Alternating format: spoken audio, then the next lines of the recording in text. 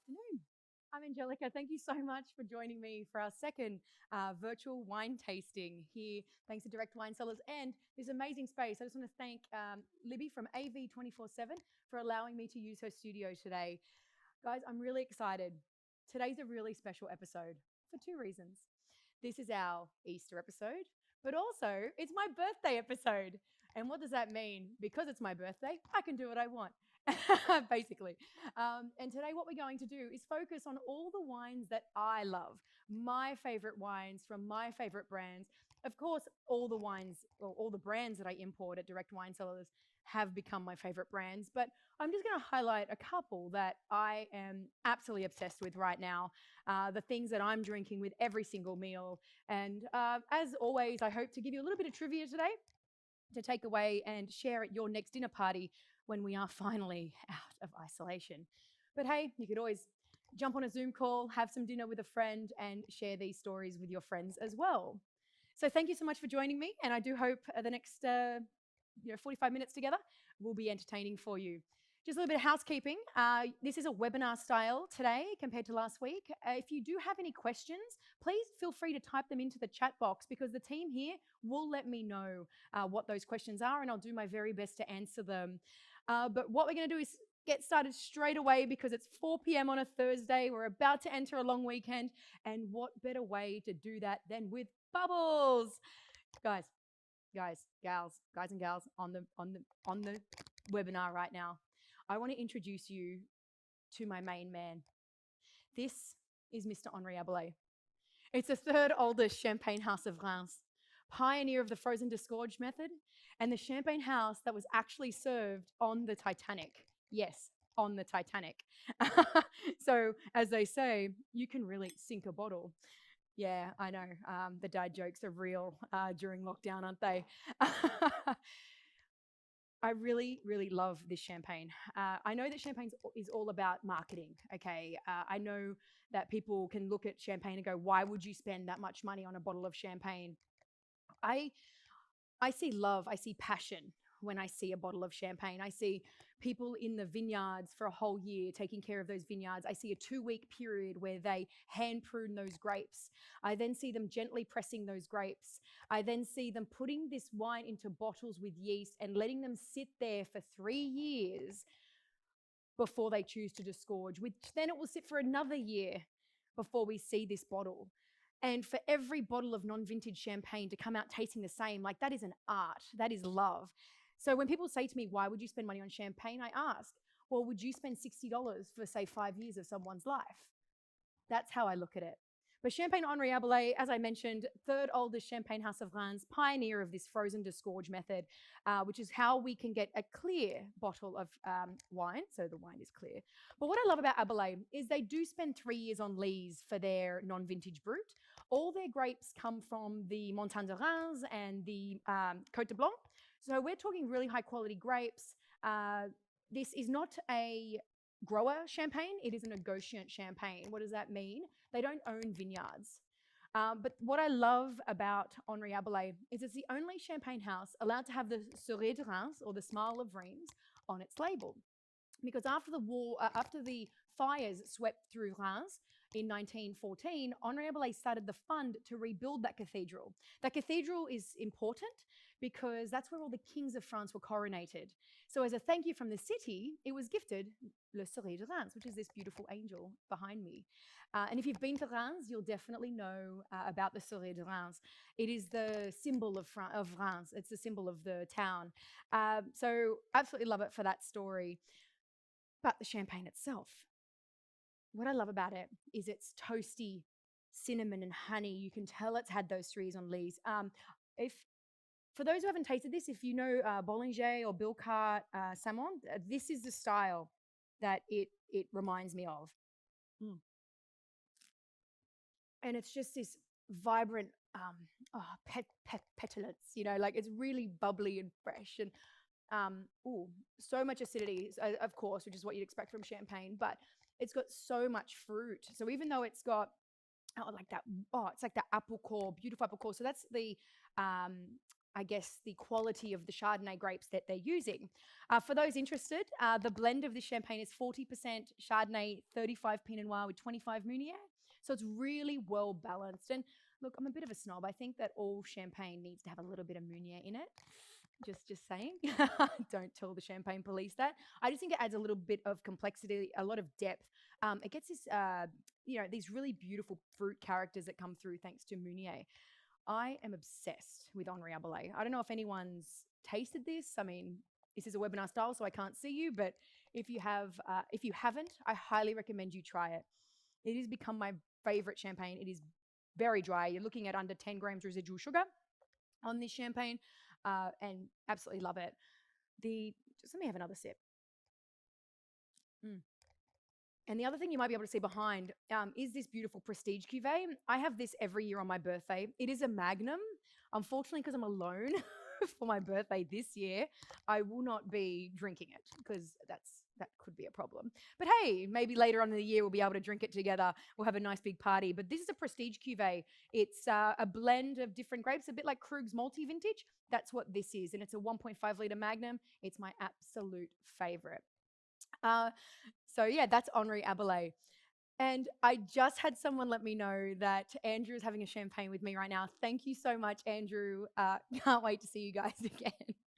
Okay, so that is my absolute favorite wine and how I wanted to start my little birthday party with you. I'm not going to lie, I did want to drink this later on tonight, so I'm keeping it. Okay, so have we wet the whistle, everyone? I do hope so, because now we're moving to New Zealand.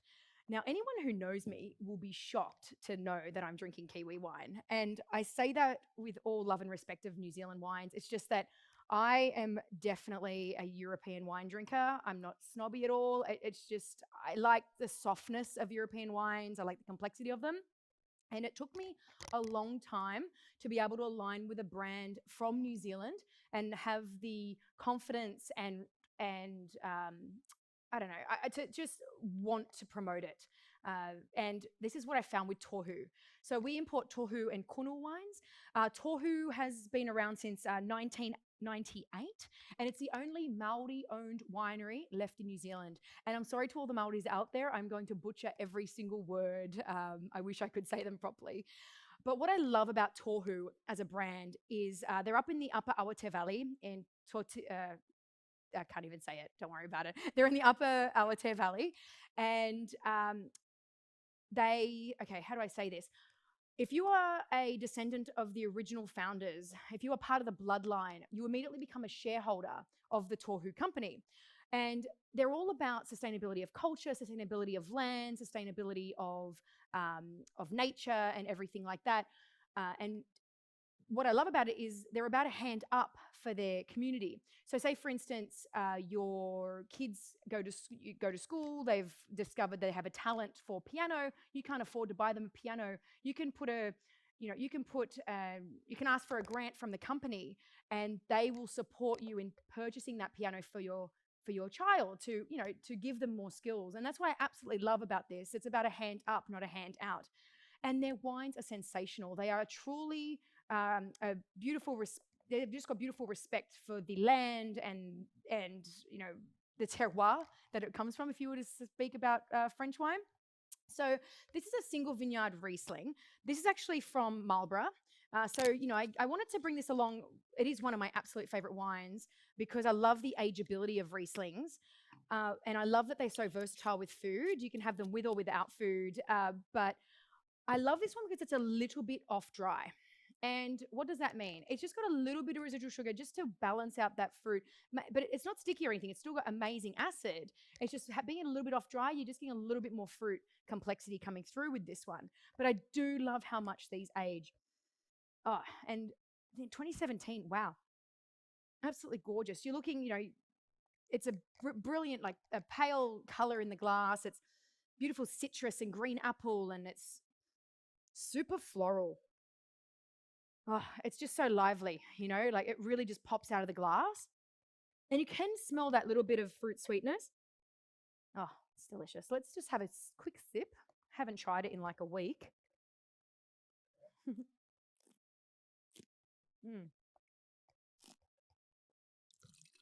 Yeah. And that's what I was smelling on the nose.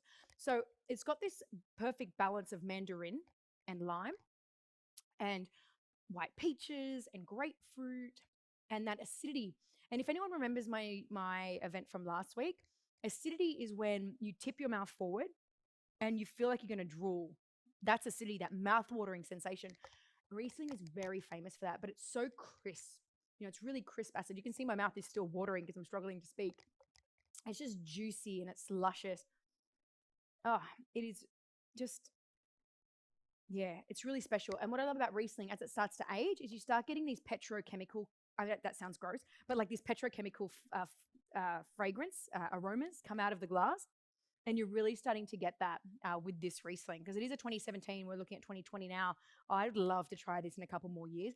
The acidity is still there. Like my mouth is still watering. Mm, mm.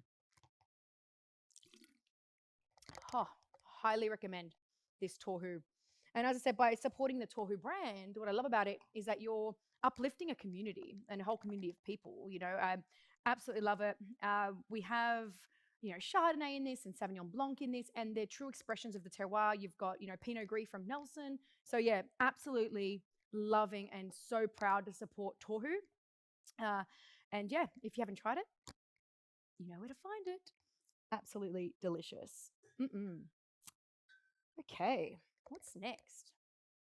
Ooh. Look, I'm not going to lie. It's one of my favorite wines.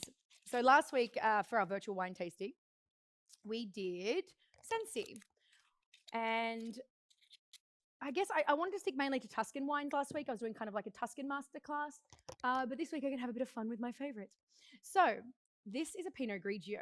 But what makes this Pinot Grigio a little bit special is it comes from Sicily.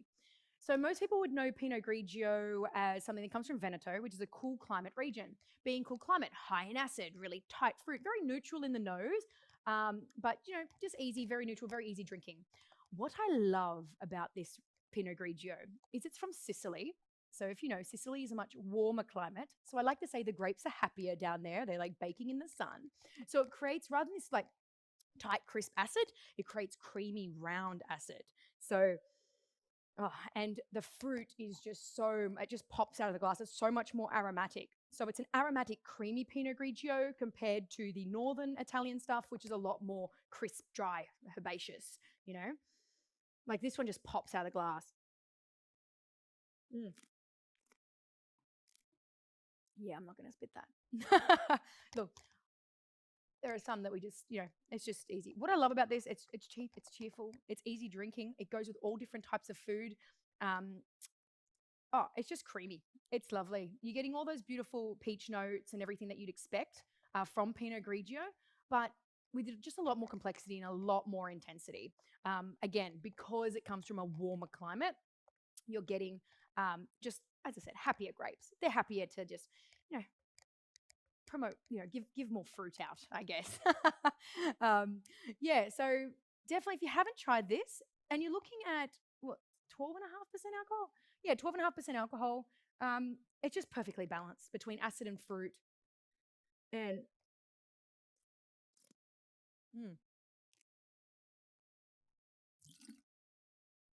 sorry if anyone's offended by the slurping. It's just such a wine tasting thing. Does anyone do that? Or is it just me? Yeah, this Pinot Grigio is awesome.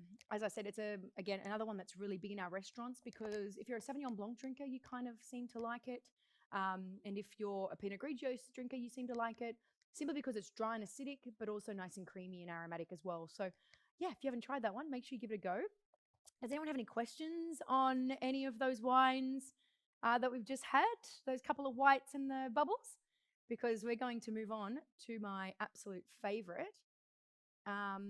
Nate wants to know, okay, how much Tohu is? A bottle, the Riesling, you're looking around $28 a bottle. But stay tuned for the end of this because we're going to do a discount on all my favorite wines later. But yeah, between 25 and 28 a bottle.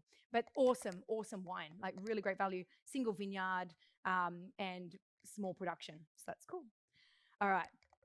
I'm really excited now. So anyone who knows me knows I'm two things. One, a champagne snob, and two, a rosé fiend. And when I say fiend, I prefer to drink rosé everywhere I go. If there's champagne I don't want on the list, if the reds and whites aren't interesting to me, we just go straight for rosé. But there's rosé, and then there's rosé. And I want to introduce you guys to Maranon's Petula. Petula is one of my favorite ladies in the world. She's the reason I found Maranon. She was the official rosé of Roland Garros tennis. So when one does not want to be drinking Moet in the tents, one drinks Maranon's Petula and discovers where they buy it from. And the rest is history.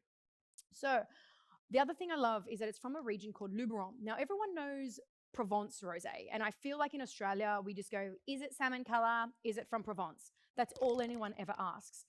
There is rosé, rosé can be made from any grape from any country, because rosé is made a few different ways, but the main way is that they kind of bleed the skins into the juice and then take the skins away. This is a 100% Syrah, or it's not 100%, it's like 90 something percent, so we don't really need to say it's got any Grenache in it, but it is mostly Syrah, and it's from a region called Luberon. Luberon is in the heart of Provence. So if you look at the map of France, Provence is quite a large region. I'm talking right smack bang in the middle of Provence. There is a place called Luberon and Ventoux. We'll discuss Ventoux a little bit later. But the entire wine region of Luberon and Ventoux is inside a park, a national park. I try and say it in French, the Parc Naturel. So because it's inside a national park, there is no spraying allowed, no herbicides, no pesticides. So you're looking at the most natural wines. And this is funny, but they also have all high altitude styles of wine. So they're 300 meters above sea level, which is hilarious when we get to Argentina a little bit later. But they do consider it high altitude. This particular wine comes from a single vineyard. I've actually been there, which is pretty cool. If you ever go to the region, you can go. But Maranon is awesome because they make up 10% of Southern Rhone wine production and 1% of all French wine production. Maranon is what we call a cooperative. They are a cooperative of 1,200 vignerons and winemakers. And why I love that is it's all about, again, sustaining the longevity of the region, because they ensure that all the vignerons are getting paid the amount of money they should be getting paid. They know the winemakers aren't doing anything dodgy. There's so much protection around these wines. And I just, from an ethical kind of standpoint, I really love knowing that there's no exploitation happening in this region. Also, the president of Maranon is also the president of the AOP of France. The AOP of France is like all the meat that leaves France, all the cheese that leaves France. So quality and consistency is everything to Maranon. And I absolutely love that. And I love promoting it. But why is Petula so special? Not only is that deep salmon color that everyone loves, because it's 100% Syrah, or basically 100% Syrah, you've got beautiful little red berries, strawberries, raspberries. It's spicy on the nose. It just pops, like really pops. It's what I like to call a rosé with character.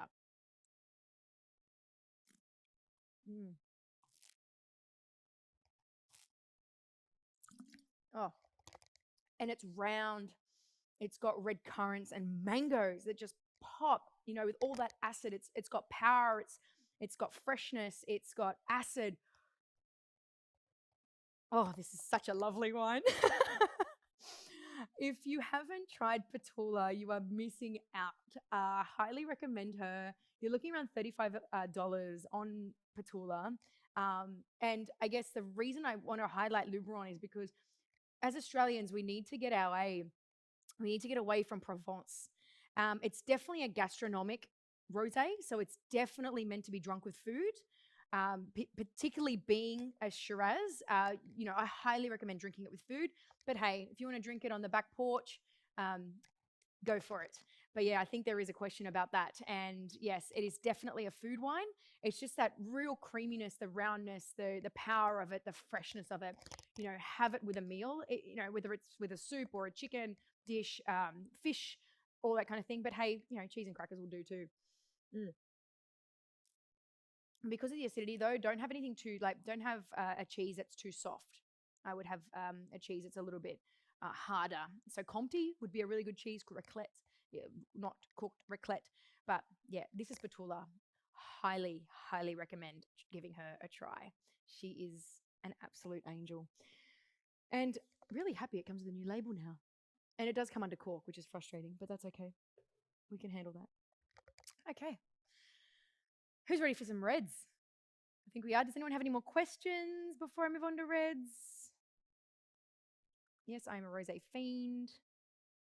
What's everyone else drinking? You can let me know in the comments. All right. I guess we are moving on to red. All right. Oh, I have a question. Okay, the color of rosé. Okay, there's a massive misconception about rosé. Just because it's dark does not mean it's sweet, unless they say it's sweet, unless they say it's going to be sweet, and normally they will on the bottle. Okay, the color of the rosé simply comes from how long they've left the grapes on skin. So, for instance, if they only leave the grapes, the skins on the juice for say 2 hours, it's going to be a really light pale rosé.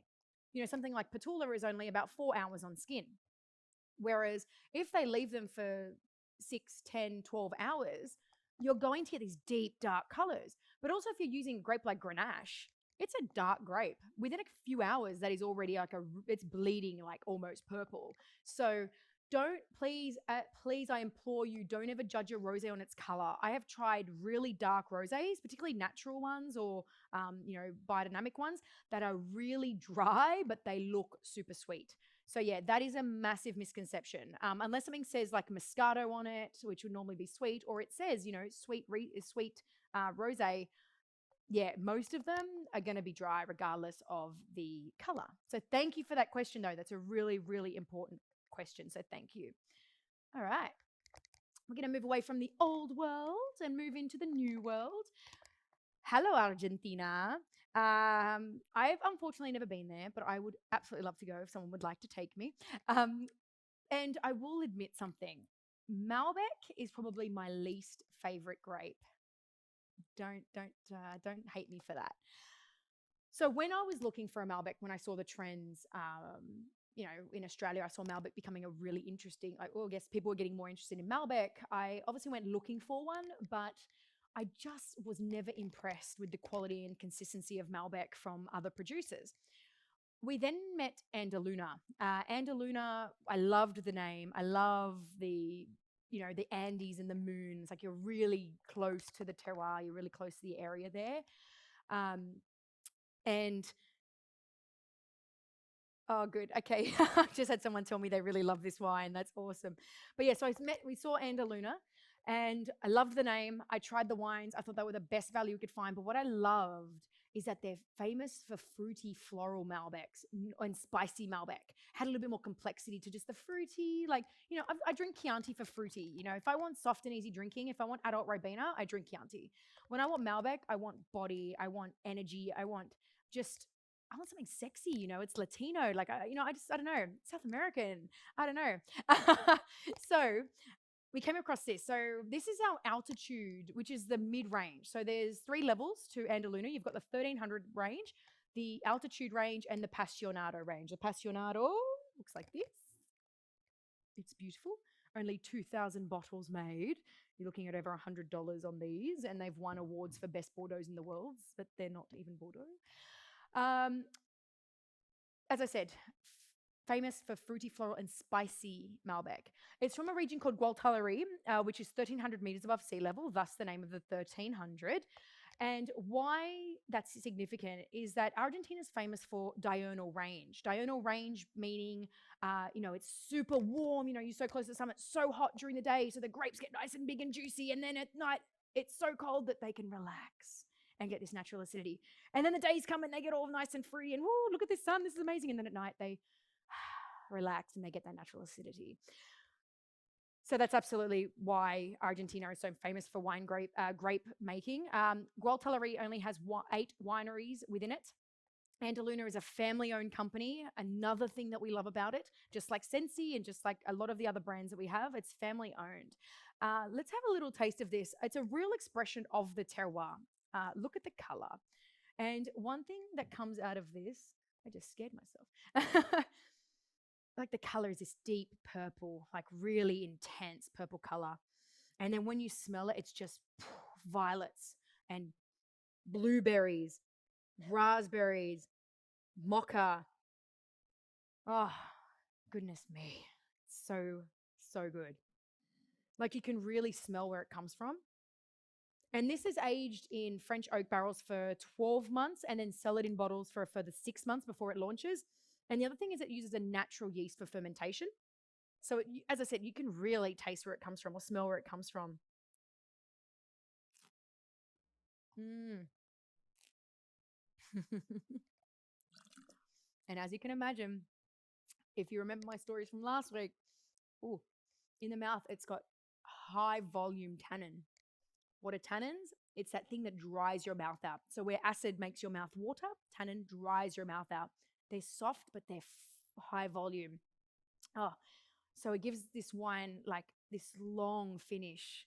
And like on the nose, it's like blueberries and chocolate and mocha. Makes my mouth all go red if you notice. Ooh. Mm. I don't know if anyone's ever tried this wine, but it is one of my absolute favorite wine. Sorry for all the vegans out there, but my goodness, this is a wine to be had with a beautiful piece of steak, like beautiful piece of steak. Highly recommend it. When we're looking at the New World wines, yes, we're looking around 14% alcohol. And yeah, I guess Malbec is to Argentina what Shiraz is to Australia. We are starting to see a lot more Malbec in Australia now because Australia's lucky. We have all different types of altitudes and lots of different climates, so we are very lucky. But to have it like this, the lusciousness of the Argentinian Malbec, it's absolutely sensational. But yeah, you've got all different types of styles of Malbec throughout Argentina. So that's the altitude. Highly, again, I cannot recommend any of these wines enough. Like it's absolutely stunning. Looking around 35 a bottle on this one. So it's not expensive, but it's awesome. To get a taste of Andaluna, I guess, just you can try the 1300, but like just go for the best. We're in isolation, guys. Like we might as well drink good booze. That's what I say. That's what I say. That's what I'm telling myself anyway. Okay. Back to okay, so when I was doing this, working out which wines to put, I kept coming back to Maranon. I love all the brands that we import. Like I do not. People who know me know I do not sell anything I do not like. And if anyone's buying anything off me, I'll always say like, hang on, I'll organize the case for you because I want to give you things that I love. When it comes to Maranon, everything is good. Like everything. It's just quality, consistent. I know it's natural. I know there's going to be no headaches or hangovers the next day. I know it's perfect expression of terroir. I love it. What I really love about Orca, let me just pour myself a little glass, just so I can remind myself, of course, not for any other reason. What I love about Orca is that this is made from over 60-year-old vines. Okay, why is that significant? Can anyone tell me? I don't know if anyone can tell me. I don't think it'd be fast enough. It's significant because phylloxera swept through France in the late 1900s. So being 60 and 70 or 80-year-old vines, they escaped phylloxera. This did not happen. Most of the grapes were completely destroyed in France. So, the Hunter Valley, for instance, has the oldest Semillon in the world because the French had to come back to Australia to get those grapes to send them back to France. So this wine is significant. What I loved is I went there. It's got this clay soil. They're bush trained vines. So they're not trellis. Like you normally go to a vineyard and there's like all the wires and things. This is like bush trained. So they're just like growing in the wild, these vineyards. I love it. It's such a thing to see. And you can just walk through it. It's pretty cool. It's pebbly and granular and like clay. So we went on the 3 days a year that it rained, so it was not good for the brand new shoes. But yeah, so this is an old so Maranon, it's the Orca, which is an old vine Grenache, 60-year-old vines from the town of Ventoux. Now Ventoux, if anyone is familiar with the Le Tour de France, Ventoux is a mountain. Mont Ventoux, they I guess they go all over France, but they ride through Mont Ventoux. So if you want to picture this region, think of Le Tour de France, think of the Mont Ventoux, and this is where we are right now. So it's definitely on a hillside. They only do their own, like they have, I should say, they have temperature differences between day and night because of the high altitude as well, and the cool, which means that you get obviously this really complex fruit, really juicy grapes. They spend 1 year aging in French oak barrels, and they're like 1 to 4 years old. Only 10% of this wine goes into new barrels, so it's all about the expression of the fruit, not about the vessel. So it creates this, like, normally to get power, you want oak, you want this creaminess and all this kind of thing. These grapes give you the power. It's such a fine wine. It's so delicate. Oh, it's so good. It gives you the power. It's such a complex wine, even on the nose, but that's not oak. You don't have that, like in Australia where we really push this vanilla oaky kind of thing. What we're getting with this is definitely the expression of the fruit. What is so nice about this wine is on the nose, you're getting like that little bit of tobacco and cherry. So it's very similar to like a Sangiovese. A lot more complex though. You got like black cherry, that little bit of toast. Yeah, but like more Morello cherry on the nose. Oh gosh, it's like black currants and raspberry aromas. Oh, it's delicious. You can actually just sit here smelling this wine all day. I actually wouldn't mind trying this in another like half an hour. So I just opened it. Oh, it's so complex. Mm. Mm. Yeah. You still have that oak tannin coming through. It's just really like coffee. Like there's a bit of coffee, and it's got this. It doesn't have like huge acid. It's just like really well balanced. It's a great wine with food, but you could just drink this. Like this is actually something I drink. I just drink when people come over. It's one of those wines that no one will hate. You could age this for like 10 to 12 years and it would just get better and better and better. And the finish, like, oh, this beauty, like Grenache. If you know Grenache, you're getting these beautiful, juicy fruits. That's what you're getting. They're not sweet though. They're not sweet. They are fruit sweet, like these beautiful, juicy black currants and raspberries. And it's just having a moment with this wine. This is phenomenal. And the other thing about Orca I didn't mention is that some of it's actually aged in amphora, and we'll talk about that in a little bit. But yeah, highly recommend it. Again, another wine by Maranon that I'm obsessed with. Another thing I have from Maranon is the Côte du Rhône. It's a little bit far away from me right now, so I'm not going to show you. But the Côte du Rhône, if you're looking for something cheap and cheerful, this would retail for around $45. The Côte du Rhône, it's a Grenache Syrah Mourvèdre. That is a fantastic wine as well. So yeah, that's Orca. You need to taste it. Highly recommend it. I don't really want to spit this out or I have a sneaky little. You won't judge me if I have a sneaky little. Anyone have any questions on that? No? Okay. Okay, staying in the old world. How about this for a bottle? Now, I want to acknowledge that was very hard to lift. Okay, so we're moving back to Sensi. You can tell my two favorite wineries, can't you? This is really special. This is the Sensi flagship. Let me just put that there. This is Sensi's new flagship wine. This is Governato. If you need to know more about Sensi, please watch the video from last week. Sensi's a top 5 Tuscan winery. He's a family winemaker, 4 to 5 generations now because the son's like 10. So cute. And it's all about quality and consistency as well. So for us as a company, we need the brand to show up in 2009 as it shows up today in 2020. Like it has to be consistent throughout all of those years. But year after year, Sensi continues to surprise us and bring out things that just blow our mind. This is as I said, the flagship, the Governato. It's made in a very old style of winemaking. And what do I mean by that? What they do is they pick the best plot, which That means the best hillside, the best sunlight hitting the hill and all that kind of thing. They hand harvest it and then they hang a part of the harvest up in racks. So if you know Amarone style, that is what I'm talking about here, where they hang it on racks, they dry them. They don't dry them completely to a raisin, but they dry them to a point where they're retaining a lot of sweetness, a lot of sugar. Why do we want that sugar? Is because we can retain sweetness and alcohol in the wine. Now, when they start fermenting this, they ferment it both in barrel and amphora. An amphora is a clay pot.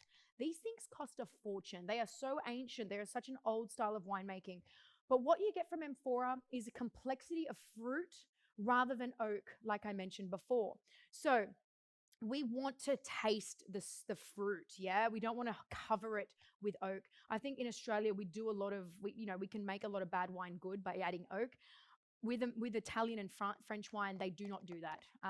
So this is made using amphora.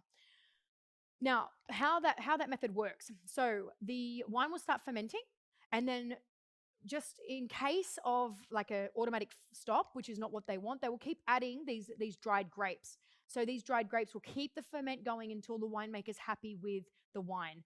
So we're looking at 14.5% alcohol. You're looking at a 2016 vintage. Thank you for the question. 2016 vintage because it has spent over 2 years of aging. So it's a fantastic wine. But it's bold. So I love to bring this wine out when I have Australians tell me that they only drink Shiraz or they only drink Australian wine. And look, I'm all about Australian wine. I believe support local any way you can. But it is so important to train your palate to our forefathers, to where our wines came from, to understand what the Europeans were doing when they first started making wine. And that's why I encourage people to move to Italian, French, and French wines. And this is a great way to move people to those wines because it's big and it's bold, Like straight away on the nose, you're getting all those Sangiovese characters: tobacco, leather, dark cherry, like actually dark cherry, like cherry ripe dark cherry. Yeah, like it's chocolate dark cherry. It is awesome because it's getting all those tertiary characters coming through because it's aged, but also because of those dried grapes, because they've added those dried grapes to the blend. Mm.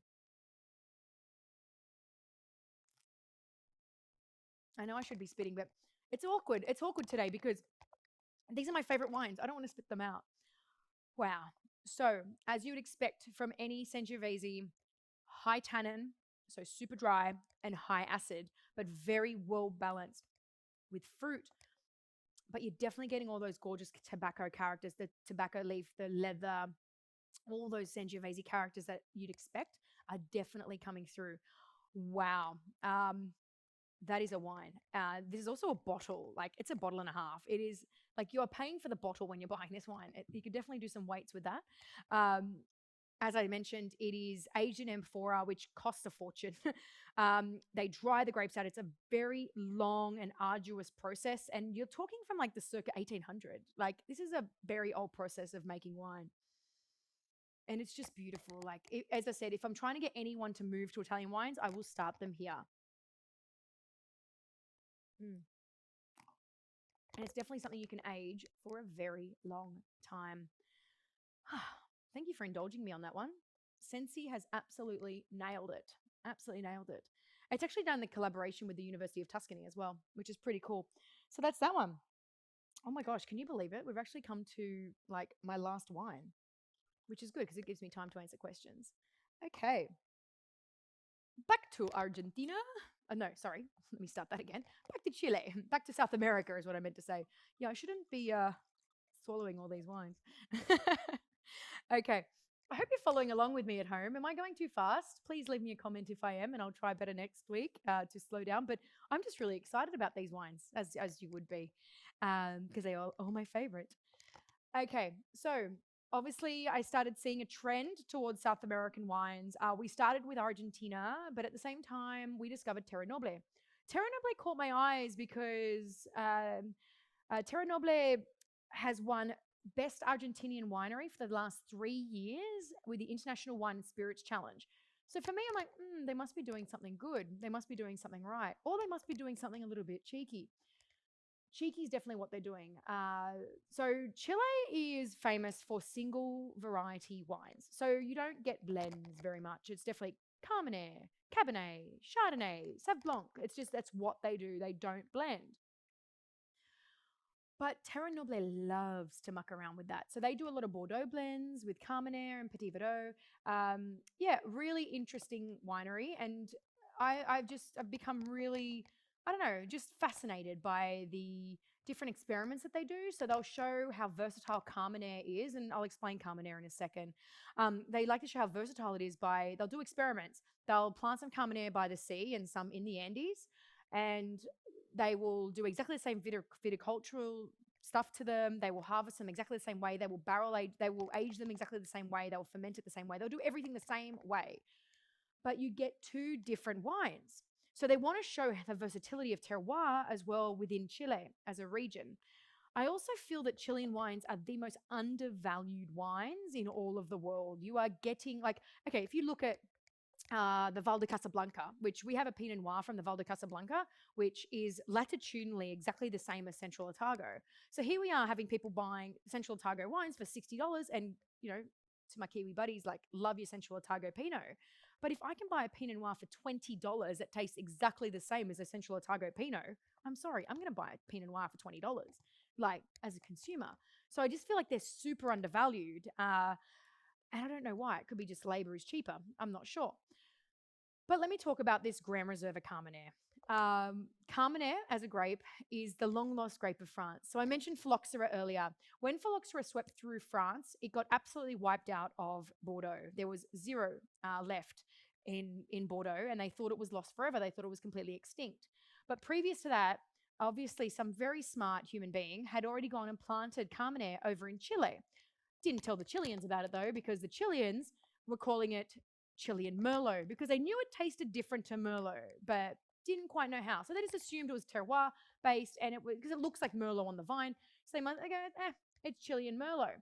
Until a French enologist, which is a person who studies grapes, goes over to Chile, looks at Carmenere and says, "Oh my goodness, I think that's Carmenere." Takes it back to France, realizes it's not lost, and the Chileans were like, "Oh yeah, we knew that. We knew that the whole time. But this is our grape now. This is our grape." So now Chile is famous for Carmenere, and it's really great to see that it's now popping up back in France. So Bordeaux is starting to get Carmenere back, which is really, really cool. What I love about Carmenere is its complexity. Carmenere is like capsicum relish. So again, as someone who is a meat eater, sorry to all the vegans out there, someone who is a meat eater, I love Carmenere because I just feel like I want to just pour it over my steak. It's capsicum relish, right? Like it's this beautiful tomato leaf kind of capsicum thing going on. Love it. But this one's important because it's Grand Reserva. So 85% of this wine is aged for 12 months in a previously used French oak barrel, and then 15% is aged in untoasted casks. And after that, so it needs at least, obviously, 12 months of aging to become a Grand Reserva. And then it will take at least 6 months before commercialization. Now, let's have a look, shall we? So yeah, as I mentioned, it's from Bordeaux, so very much like Cab Sav and Merlots and that kind of thing. So it is part of the Cabernet Sauvignon family. We did have a question pop up, thank you. And it's so amazing. Like as soon as you just smell it, and it is this beautiful purple red color. Like it's amazing, like really special. What vintage is this actually? I've just realized it's a bit different. Yeah, 2017. Okay, so I haven't tried the 17 vintage, which would be interesting because the last one I had was 15. So this is gonna be very interesting for me as well. But straight away, and like it's like blue. It's like amazing. Straight away on the nose, it's just like this thing of like tomatoes, tobacco, capsicum, like as I say, like I'm weird. Like I remember doing my wine and spirits education. I have like a little fly buzzing around me. I remember doing my wine and spirits education, and when we got to Carmenere, everyone was like, "Ew, what's that?" I was like, "I love that." Because it doesn't taste dirty at all. It tastes so complex. Like, you know that what you're about to drink is going to be different and it's going to be interesting. It's spicy. It's got black fruits, tobacco, tomato leaf. But that capsicum relish, man, like that is awesome. Okay, let's have a little drink. I'm just,